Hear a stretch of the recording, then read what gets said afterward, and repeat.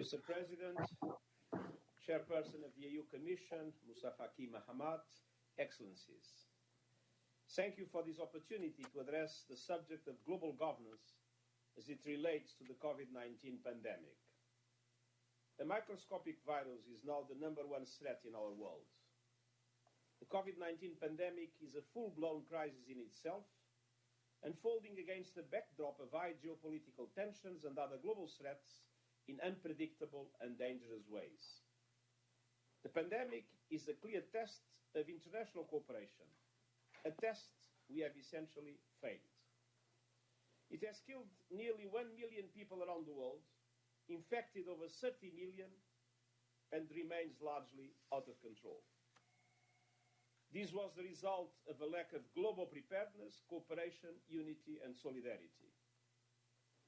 The 75th anniversary of the United Nations reminds us of the achievements of our founders and calls on us to live up to their ambitions. We urgently need innovative thinking on global governance and multilateralism so that they are fit for the 21st century.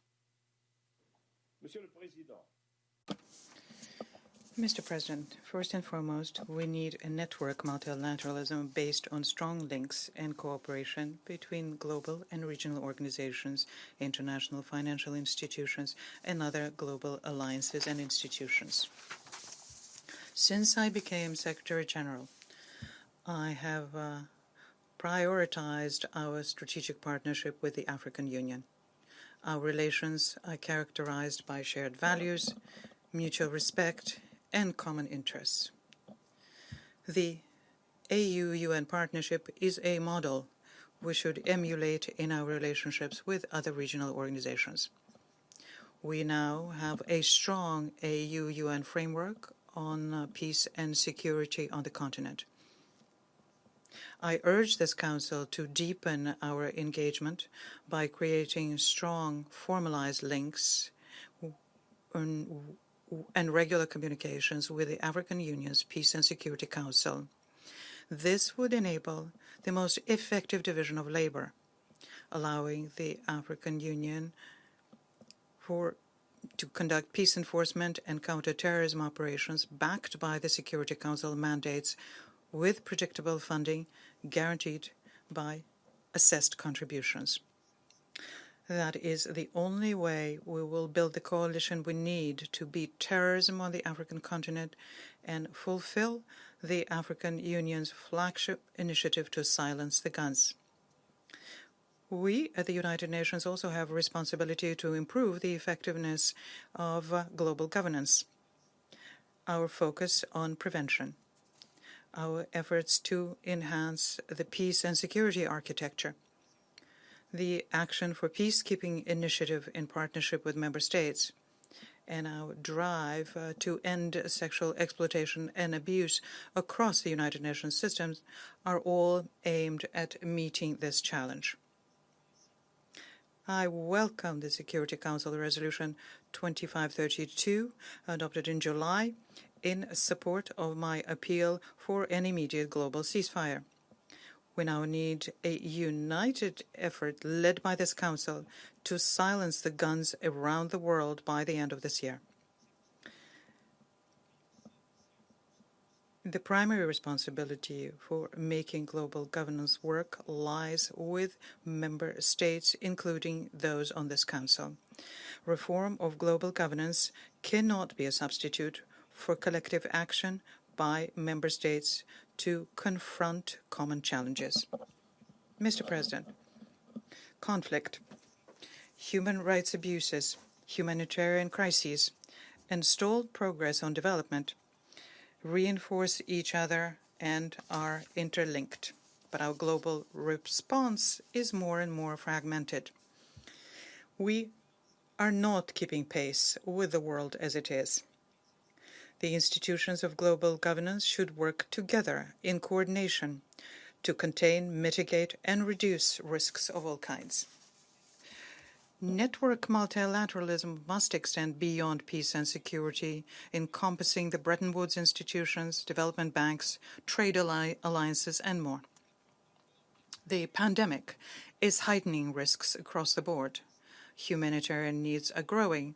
Decades of progress on sustainable development are at stake, and social unrest is increasing, thus deepening security risks. Many of the countries in the global south have been left hanging without financial practical resources. Some middle-income countries face a crushing debt burden as they try to respond. From the start, I have advocated for a comprehensive global response package and coordinated action on debt through the mobilization of all partners. We need the World Bank Group and the International Monetary Fund to support member countries through enhanced access to facilities and tools. And we need greater resources for the IMF and enhanced support from the World Bank Group and other financial institutions' bilateral mechanisms. In May, together with the Prime Ministers of Canada and Jamaica, I brought heads of state and government, leaders of international organizations, representatives from the private sector and civil society together to launch an initiative on financing for development. Within the framework of Covid-19 and in general. This initiative is focusing on areas that are critical to the survival and building a strong recovery, including global liquidity, financial stability, and debt vulnerability. And I look forward to its conclusions next week. But we cannot continue with such ad hoc solutions to systemic, foreseeable global risks. This pandemic is a wake-up call for even more catastrophic challenges that may arise, starting with the climate crisis. If we meet these with the same disunity and disarray we have seen this year, I fear the worst. We need global governance that is resolute, coordinated, flexible, and ready to react to the full range of challenges we face. In a world of interconnected threats, solidarity is self-interest.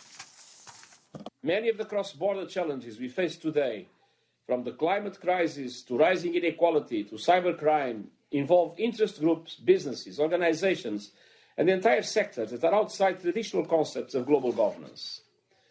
These challenges cannot be addressed effectively by states alone. We need to broaden our idea of global governance to take in business, civil society, cities and regions, academia and young people. International conventions are not the only way to reach binding agreements for the common good. We need flexible mechanisms in which different stakeholders come together, adopt protocols and codes of conduct, define red lines, and create conditions for successful cooperation, which is particularly relevant in the digital world.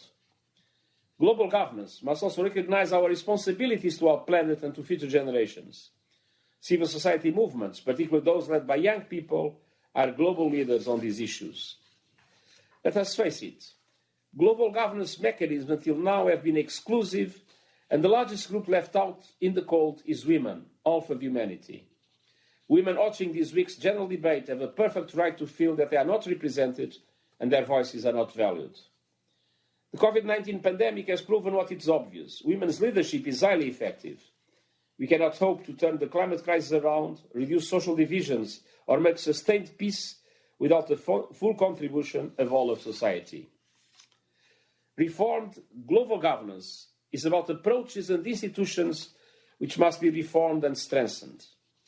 We need more and better multilateralism that works effectively and delivers for the people we serve. We need more and better global governance based on national sovereignty and expressed through our shared ideals, eloquently expressed in the United Nations Charter. The pandemic has illustrated beyond dispute the gaps in our multilateral system. As countries go in different directions, the virus goes in every direction. A rational and equitable approach to vaccination would reduce preventable deaths by prioritizing frontline workers and the most vulnerable. But we are struggling to mobilize the resources needed to ensure a vaccine as a global public good, available and affordable to all. We urgently need multilateral institutions that can act decisively based on global consent for the global good. And we need multilateral institutions that are fair, with better representation of the developing world, so that all have a proportional voice at the global table. Mr. President, the General Assembly Declaration on the 75th anniversary of the United Nations has created space for a process of reflection on the future of multilateral cooperation on the post-Covid world. I will report back with analysis and recommendations guided by a common thread of solidarity within and between societies at the national and international levels and with future generations. Our world is no longer bipolar or unipolar. It is moving towards multipolarity. But we experienced fragmentation and polarization without effective mechanisms of multilateral governments 100 years ago. The result was the First World War, followed by the Second. Covid-19 is casting a dark shadow across the world, but it is also a warning that must spur us to action. We have no choice. Either we come together in global institutions that are fit for purpose, or we will be crushed by divisiveness and chaos. Thank you.